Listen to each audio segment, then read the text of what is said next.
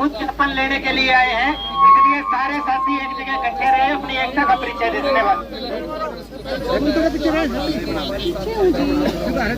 हमारे जिला अध्यक्ष, हमारे सभी सम्मानित विधायकगण और मैं आए हैं हमारी भावना हाईकमान तक, राष्ट्रपति जी तक नहीं चल रहा।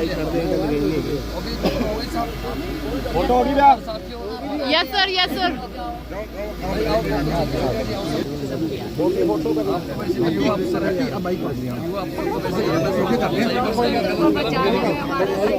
ठीक है, मैं क्या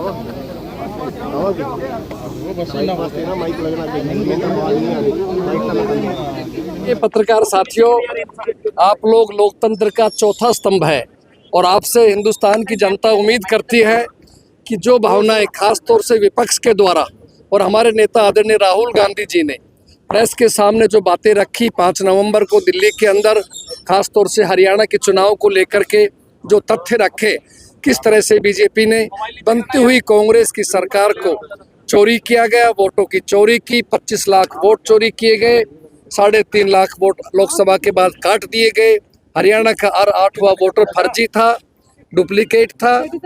वो सब तथ्य के सामने आपने रखा है, किस तरह ब्राजील के एक मॉडल की फोटो के साथ भी, और किस तरह से एक एक घर के अंदर 100-100, 200, 300 वोट्स जो बनाए गए हैं, उनका सदैव पूरे हिंदुस्तान के अंदर इस बात की चर्चा है, आलोचना है।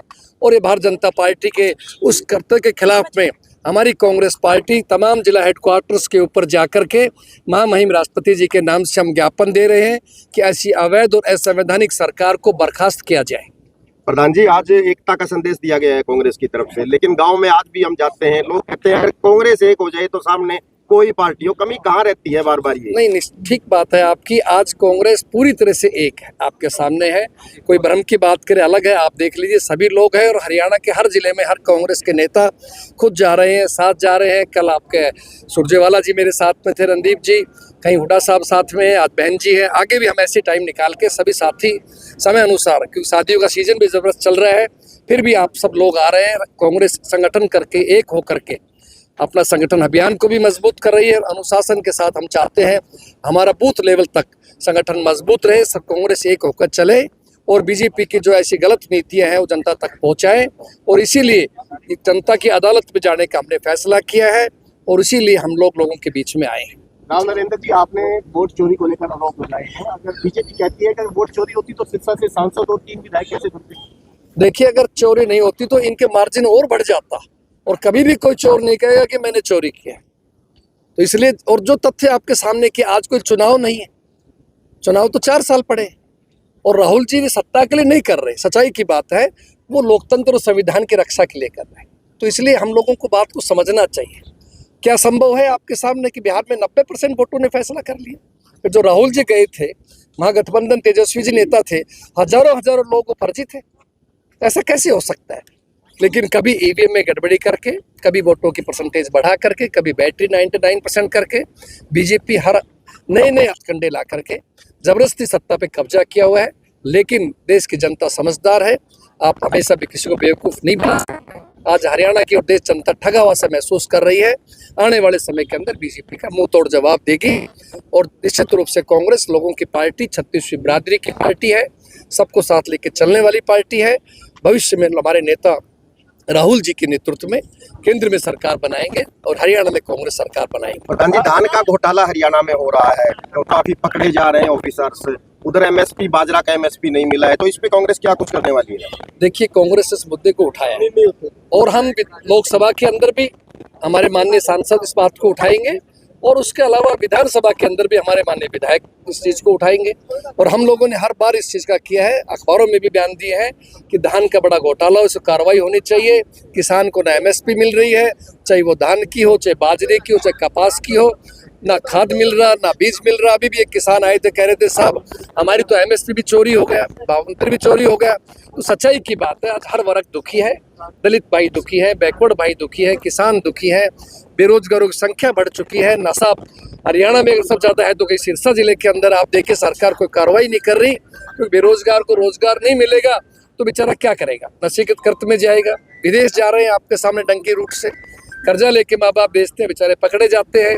और मोदी जी के मित्र जो वहाँ राष्ट्रपति बैठे हैं वो बेड़ियां डाल करके उनकी बेइज्जती करके हिंदुस्तान बेचते, और ये लोग चुप बैठे हैं इस बात के ऊपर। तो आप खुद अनुमान लगाइए। ठीक जी। और सर, बीजेपी के रात के कार्यालय में जो घटना हुई है, कालिख पोती गई है बीजेपी के नेताओं के पोस्टर्स पर, उसको किस तरह से देख रहे हैं? क्योंकि बीजेपी लगातार इस चीज का भी जिम्मेदार कांग्रेस को ठहरा रही है। देखिए, कांग्रेस अनुशासित पार्टी है, सही को सही गलत गलत कहती है। मुझे जानकारी में नहीं है, अभी आपकी चर्चा आई पता लगा, लेकिन मुझे भरोसा है कांग्रेस का कोई भी कार्यकर्ता और हमारी कोई भी टीम ऐसा कार्य नहीं कर सकते। हम सबका सम्मान करते हैं, सबको साथ लेके चलते हैं, विरोध अपनी जगह। हाँ जी, अब आप इनेलो कह रही है कि हरियाणा में कांग्रेस और बीजेपी मिली हुई है, विपक्ष की भूमिका इनेलो निभा रही है। आप खुद समझदार है, आप किसी भी मर्जी आप खुद फैसला कर लीजिए कौन मिला हुआ है। सिरसा जिला से बड़ा उदाहरण क्या हो सकता है? और जब जब को राज्यसभा के वोट आते हैं, राष्ट्रपति के वोट आते हैं, तो आप पता लगा लीजिए जिनका आप जिक्र करें उन्होंने कहाँ वोट दिया, किसको वोट दिया, तो आपके सामने है। ठीक है। बिल्कुल, कांग्रेस पार्टी ने मिलकर हर जिले में ये किया है प्रदर्शन, और आज सिरसा में किया है। आपने देखा, सब लोगों ने मिलजुल कर भारतीय जनता पार्टी की जो गलत नीति है, लोकतंत्र का अधिकारों का हनन जो हो रहा है, उसके खिलाफ राहुल जी का संदेश, खड़गे जी का संदेश हम जमीन पर लेकर आए हैं। और इसके साथ साथ 14 तारीख को जो हमारी एक रैली होने वाली है दिल्ली में, रामलीला मैदान में, उसके लिए भी सभी लोग इकट्ठा होकर वहां पर जाएंगे। और लोकतंत्र को बचाने के लिए हमें जो भी करना होगा, सड़क से संसद तक, हम सभी लोग मिलकर करेंगे। रानिया में अभी तक धान का भुगतान नहीं हो रहा है, पिछले 21-22 दिन से बिका हुआ धान है। ये हम बार बार इस बात को उठा चुके हैं, जो एक तो उठा भी नहीं रहे, दूसरे पेमेंट भी और घोटाले भी और भावांतर वाली भी कहानी, वो भी एक बहुत बड़ा लोगों के साथ विश्वासघात हुआ है। हर बार मौत हो रही है, रातों रात एसपी बदल दिए जाते हैं, लेकिन पिछली बार हमने मीटिंग में भी इस बात को उठाया था और हमें उन्होंने विश्वास दिलाया, जब तक ये बड़ी मछलियों को नहीं पकड़ेंगे, छोटे छोटे नशेड़ियों को पकड़ने से कुछ नहीं होना। ये बड़े धरपकड़ होनी चाहिए, और जो बड़े लोग इसके पीछे हैं उनको पकड़ें। ये जो माफिया एक बना हुआ है, हमारे युवा को नशे में डालकर हमारी पीढ़ी को, हमारी नस्ल को जो खराब कर रहा है, उसके पीछे सरकार को दिखाना पड़ेगा कि ये इस मामले में गंभीर है। हमें कोई गंभीरता नजर नहीं आ रही, इसमें लगता है कि कहीं ना कहीं इनकी मिली भगत है। क्यों ऐसा हो रहा है? क्यों इतना, जब पानी सर पे से निकल जाता है तब आप एक ट्रांसफर करके दिखा रहे हो कि काम हो रहा है? ऐसे नहीं हो सकता। हमारे इस जिले में सबसे ज्यादा नशा है, सबसे ज्यादा नशा है, और इसके खिलाफ भी हम सभी को मुहिम, मैं जानती हूँ मीडिया के साथ ही इसके खिलाफ मुहिम छेड़ते हैं, छेड़ते रहे हैं, और हम भी मिलजुल कर इसमें काम करेंगे।